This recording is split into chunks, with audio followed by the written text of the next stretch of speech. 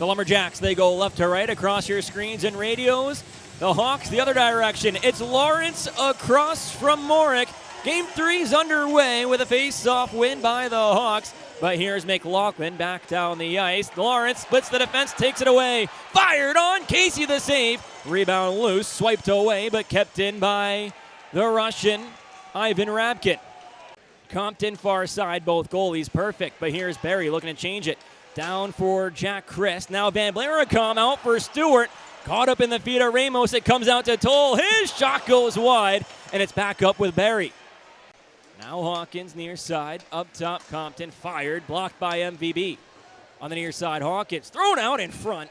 It's on to Shika Godziev. Doesn't know where it is, but he holds on for the stoppage. It doesn't always matter where it is as long as you have it. Over the blue line to the offensive zone. Toe drag to a shot. Casey made the save. A well-placed shot from Teddy Spissnagel. Carter Casey, you got to be on your game. Again, it's not necessarily about if you know where the puck is, if you're the netminder, but knowing you have it for a shooter, it's not always about how hard you shoot it, but sometimes where you shoot it. Back with the Lumberjacks, here comes Galanik. Almost too many on the ice for Waterloo. Galanik to the offensive zone, curls up the far side, now back in the corner, pops out in front. Boslov Nestrasil continues his hot play. It's 1-0 Muskegon.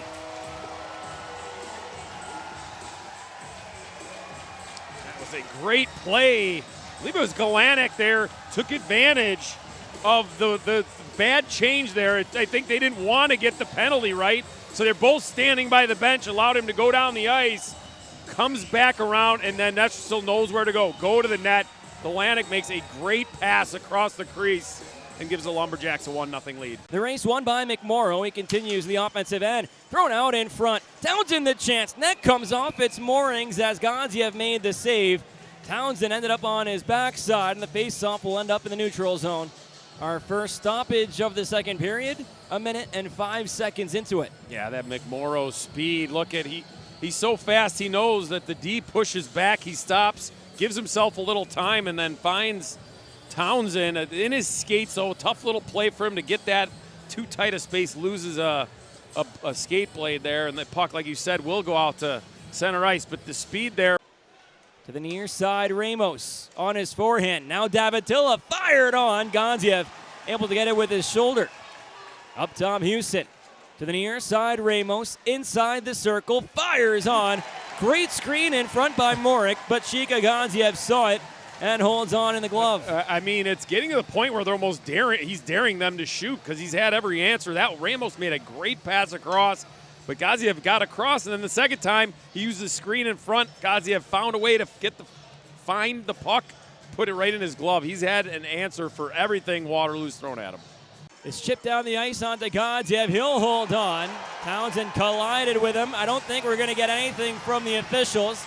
We will get some post-whistle activity and a lot of hooting and hollering from the crowd. This is Muskegon. It's an old IHL city.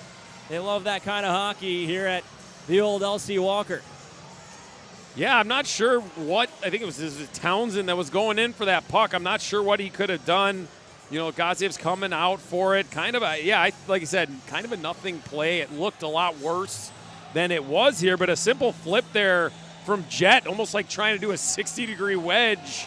You know, Godziev comes out. Hopefully he's okay. I think Townsend's leg might have hit Godziev. I think he's okay. I think he might have been selling it a little bit more.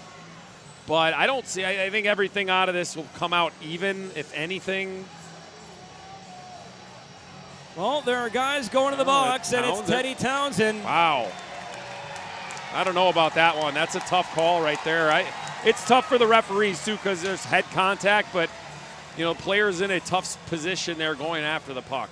There was the contact, the knee of Townsend to the head of Godziev, but again, that's a play for the puck outside of the blue paint. It's a bang play. It's a really tough call. It's not. They don't have the benefit of, like us. We get to look at the replay. He's seeing that in fast time, and maybe Godziev sold it a little bit there. It looked like Townsend stopped just enough and only hit his stick, and I think he sold maybe that his head got hit a little bit more. But hey, that's the gamesmanship of hockey, and they're going to get a power play here late in the period. Ryabkin near side. Ivan met by Huck. Far side corner, arm the officials up in the air. Ivan Ryabkin, 2 minutes for high sticking. Well, it could be 4. The official is going over to talk to Samuel Huck. But the Lumberjacks power play is over with 1:03 to go on it. Yeah, the high stick. I think it caught Huck in the back of the neck there. He made a good play in the offensive zone, or defensive zone, excuse me, here. We'll take a look at it here. Yeah, as Ryabkin's trying to get back around, unintentionally gets that stick up high, but that's a penalty any time of day. And now Kalanick takes it to the neutral zone, plays back to his own zone, but here comes McMorrow behind the defense on his backhand, shut down by Gonziev. McMorrow tried to put it between the wickets, but Shika Gonziev moved along with him to the near side post and closed up shop. He holds on for the stoppage as well. And you could see the frustration in McMorrow's face as the speed here absolutely kills. He separates, and it looks like he makes the right move, has the 5-hole open, but you see there, hits the left pad. Face-off one, Townsend the chance. It was loose in between the legs of Gonziev. He closed his legs just in time. There's that structured face-off in the offensive zone. Turns into a grade A chance for Teddy Townsend. He's got 4 points, 5 points in this Clark Cup Final series in 2 games. He's looking to get his team on the board here in Game 3. Yeah. Zone for a Huck, trying to find Mulgrave, chopped it across the line. Mulgrave lunges and pushes one toward the front of the net. Waterloo scores! It's Reed Damatilla with the follow-up. Damatilla after Mulgrave did all the work to get it to the side of the goal. Gonziev made the stop but fell down to his seat, and Damatilla was there to clean up the rebound. Here come the Hawks. It's a 1-1 game at 5:59 of the third period. Damatilla the finish on the Mulgrave assist. And Waterloo has equalized, getting the game back level for the first time since 14:28 of the first. And the Lumberjacks win the Spitznagel, tapping it back to Dexheimer to the left point. Long shot coming from Toll. Casey gloves it, awkwardly making the save. He was perpendicular to the goal line when the whistle sounded. His right pad was just about on the goal line, but he had the puck in his glove on his left side, hanging on with just under 8 minutes left to go in the third period. To go in regulation of a 1-1 hockey game. Won by Morick. Lawrence takes it. Great play. Finds Stewart across the way. 2-on-1 rush. Met by Brady. Popped out in front. Off the crossbar. They say no goal. Now they score. Oh, this is going to be interesting. The ref said no goal. The lights went off. The Lumberjacks tapped it to the back of the net. And the only person that might know what the answer is the guy sitting next to us, John Grant, the director of officiating. Yeah, I mean, this will be simple, right? You have a video camera above the goal, so I couldn't tell right now. Honestly, the goaltender was blocking our view, but we'll see right now. They waved it off, but it's going to be clear as day one way or the other. So we will say here. Lawrence lost the draw, but he didn't lose it easily. Gets it down the ice, and Drew Stewart, a great effort, finding Nestrasil again right out in front. I'm going to hit pause here. I'm right at the start of the play. We're going to go over top the goal. Oh, here's the behind the net camera. We still can't really tell.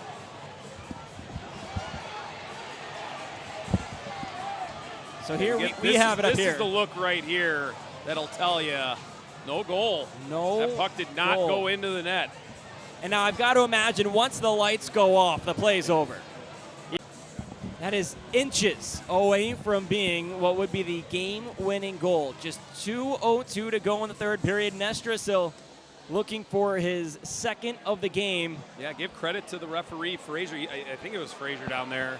He was right on top of it. He had a great view, and he was pretty emphatic that it didn't go in. I mean, it was a tricky play, right? Because it came off the crossbar kind of funny. It didn't come directly out, so it kind of looked like it went in. But clearly from the review, the views that we have seen, maybe you haven't seen, we'll here get the call from the referees. Yeah, the fans are not going to like it, of course.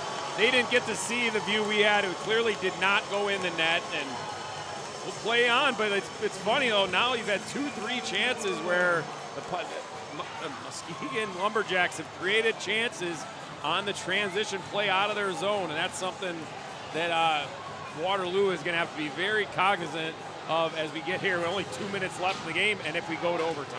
You know, Mulgrave sends it right back in. McLaughlin, far side, away from Townsend, finds Galanik. 5 seconds to go. Here's Nestrasil. Over the red line, 2 seconds left. Kicks out Lawrence. His shot blockered at the buzzer. Head for Nestrasil. Away from Davitilla. Pulls out in front. Fired onto Casey. He made the save. Now back the other way goes Waterloo. McMorrow down for Ramos onto Godziev. He held on to the redirection. The best chance of the overtime period for Waterloo, Hunter Ramos. But Shika Godziev, great positioning, shut it down. Great sequence there from Ramos. Comes back pressure in the neutral zone, then gets back up into the play. Uses his speed. That's by far his best asset. Look, he back pressure, gets the puck, gives it up, goes to the net. Great pass there, redirect, and Godziev makes a great save, but a great sequence. Ramos using those jets of his to create defense and an offensive opportunity. For icing, so Casey comes out to keep it away from Deputy. Played up the middle of the ice, here comes Lawrence. Fired on, great block shot. Deputy still has it though. David Deputy poked off his stick by Davitilla, and it goes straight to Caden Hawkins, who sends it down the ice. Wall and finds Toll. His shot just wide. Trickled across the blue paint to the far side corner. Nestrasil knocked down, keeps it close, allowing Chris to come in and help out. He keeps it away from McMorrow. Down to Voslov, pops out in front. Voslov tries to tuck it, still with it, thrown out in front. Casey doesn't know where it is. It's underneath one of his guys, side of the net. Played off. Here's Danny Clares, met by Hawkins. To the near side, Kosaiba and Stefanik come together. Wrapped around, far side, Morick to the blue line, Compton. Dylan Compton to the near side, fired wide. Godziev was way out of the net, and the shot from Winter Rabbit missed the cage. And now Shika gets on top for the stoppage. At his options, up top McLaughlin. One-timer blocked in traffic. Phelan far side wants to hold on in the corner. It comes out with Ryabkin. From the hash mark, his shot turned aside by Casey. Back in the corner, Mulgrave. 2 seconds to go in the period. One last chance. Fired, they score! Oh, the time expired. They say no. It was redirected out in front. They're going to go to a review. I'll tell you what, though, the lights never went out. It was around this time. For my money, that was just about a half a second late. Close call there. They'll take a look, I'm sure, but that to me, that was late. Yes, we'll see that. About a half second to a second late. So more drama here at the end. Great job getting that shot off as quick as possible, but yes, as we saw them take a look at it, that puck went in the net after the horn. I mean, I heard the horn about mid-shot, right? It was a big blast from McLaughlin. Waterloo's down the tunnel. The Lumberjacks follow. I'm sure the Speedio iPad will be active. Yeah, you can see the green light is on before the puck is in the back of the net. So if we go Lawrence, here's Deputy to the offensive zone with speed on his forehand. Fired on. Shouldered away by Casey. Back out in front, here's Deputy. Turns and fires. Great block by Peddle. Third time's a charm. Deputy's looking for it, but Morick goes the other way. Kicks. Casey with 11:40 to go. Taken away. Ryabkin, he scores! Ivan Ryabkin, the double OT winner!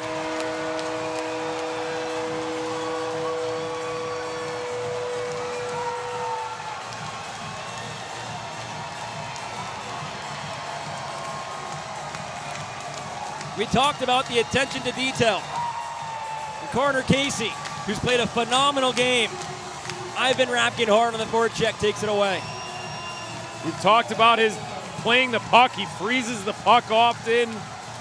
That's just a tough mistake. Talk about getting tired and making mistake. That was a mental mistake there from the young goaltender, and probably one of the last guys you want to see passing that puck. As we get a look at it here, we get a dump in again, and it's almost like he has too much time, and he sees a play up the middle. Ryabkin baits him into making that pass up the middle, not keeping it away.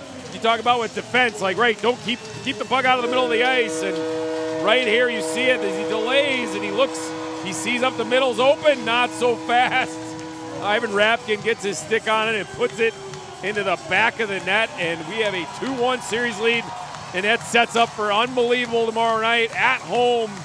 The Muskegon Lumberjacks can win the Clark Cup on their home ice. Unbelievable stuff. I'm heading downstairs